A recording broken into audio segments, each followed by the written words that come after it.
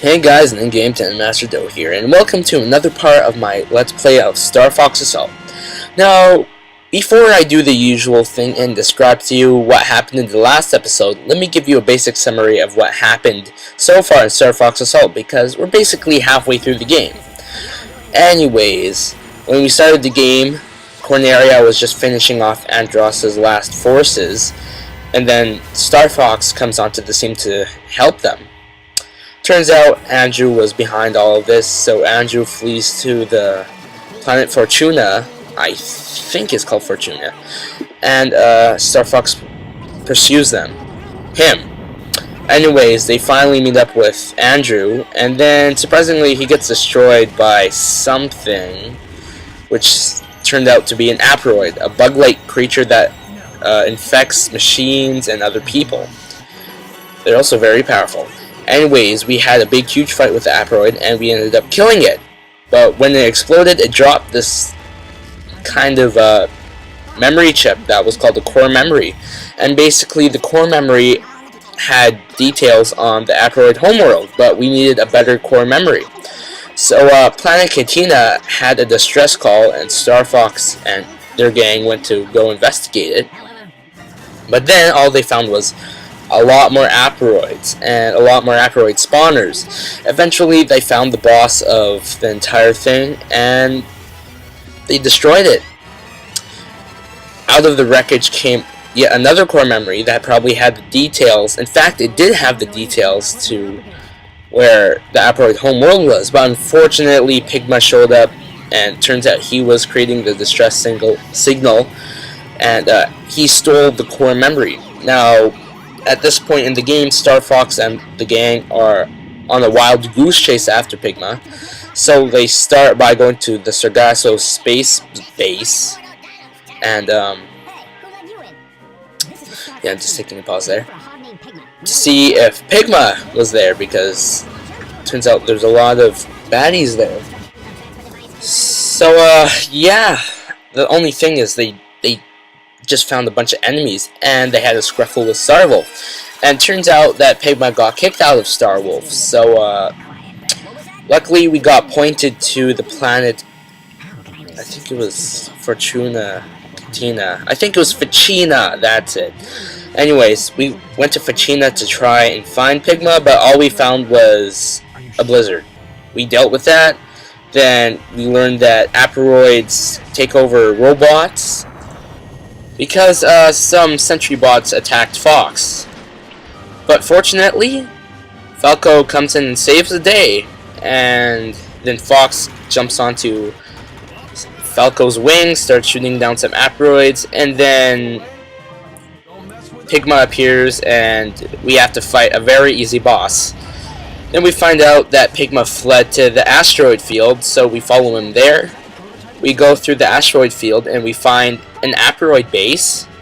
We go through the Aperoid base and we find a corrupted Pigma. Turns out he was infected by the Aperoids, so I guess he did have a pretty weak will. But we kill Pigma. He is gone from the series forever.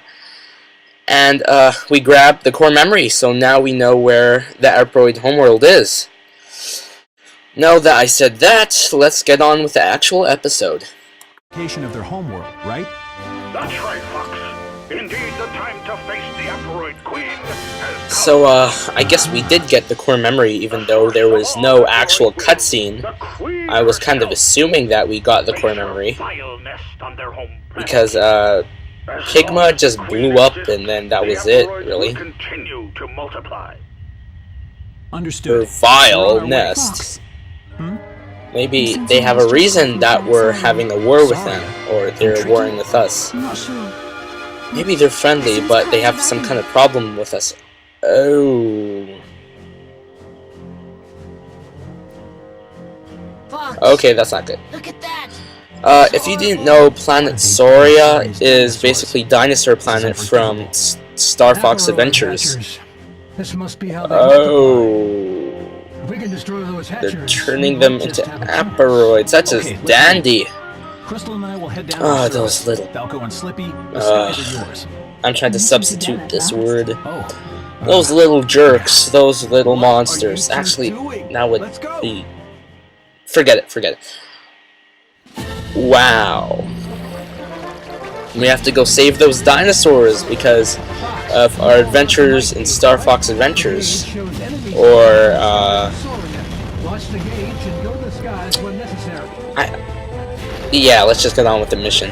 Falco, Slippy, airborne enemy. Okay, in this mission we have yet another might gauge, as Peppy just called it, where the higher the meter goes, the more enemies there are in the sky.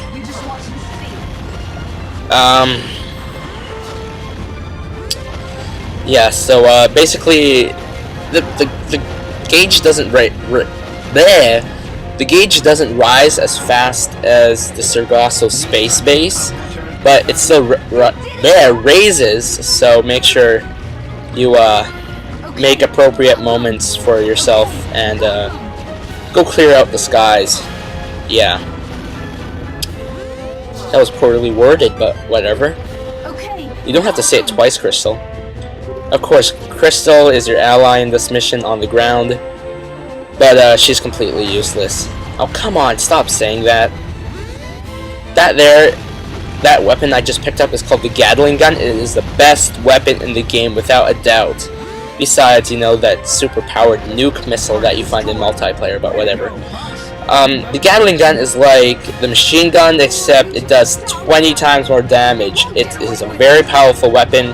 I use it up in this mission, but it is a very useful weapon when you're in really, when you're in a pinch.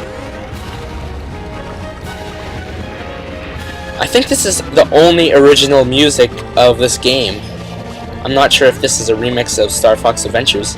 Actually, I have Starfox Adventures, and for those of you who haven't played it before, it's basically a wannabe Legend of Zelda. It is. You have the targeting system, you have the rod, which is like your sword, you have the items, you have the power-ups. It's a wannabe Zelda game. It's a pretty darn good wannabe Zelda game. And oh, come on, Slippy. I already saved you way too many times in Star Fox 64. I've already saved you way too many times in my childhood. But, about this mission. Like, yeah, I should be talking about the game, of course. This is yet another target mission where you have to kill all the targets on the map. And they spawn asteroids whenever you get close enough to them. So, yeah. In this mission, actually, it's hard to keep up your combo, unlike Ficina, because enemies don't spawn everywhere, they just spawn right beside the asteroid spawners. Follow the red icons on your map to find the asteroid spawners, and of course you can watch this video to see where all of them are. Since this is on silver mode, I don't show all of them. On gold mode, they have like, what, 10 spawners? Hatchers, whatever you want to call them. Oh, Falco, you know what? I disapprove. Totally disapprove. Oh yeah, charge shots don't curve all the way. They can only curve so much before they miss the target, so if you try to shoot a charge shot from too close, then it'll miss, like it did a few seconds ago. But back to Star Fox Adventures. Yeah, this mission takes place on a planet named Soria, which was called Dinosaur Planet in Star Fox Adventures. They guessed to change the name because Dinosaur Planet wasn't good enough. But Star Fox Adventures was a wannabe Legend of Zelda game, and Rare thought up of the idea to a barrel roll. So, actually, Star Fox Adventures was originally going to be called Dinosaur Planet for the Nintendo 64, developed by Rare. In fact, Star Fox Adventures was one of the last games developed by Rare that was made for the Nintendo. Before, you know, Rare got traded over to Microsoft. But yeah, it's basically a wannabe Legend of Zelda. It has, like I said before, you can target enemies, you can do combos, you have a long-ranged weapon, which is like a rod.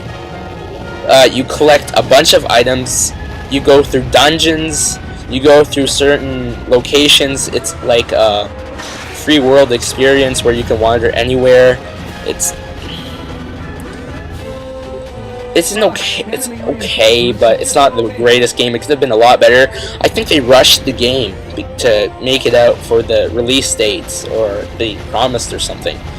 And great, there's more enemies that have flown in. I'm just gonna deal with this spawner here. Like I said a few episodes ago, the blaster is my weapon of choice because it does a lot of damage when fully charged. Now I have about 2 targets remaining. Hopefully I make the... Ow, stop shooting at me! Hopefully I make the metal mark. Now, here's one note I'm going to make. You know how I said I don't know where the location of those S flags are? Well, I know where the location of one of them is, if it matters to you. If you shoot the center of this...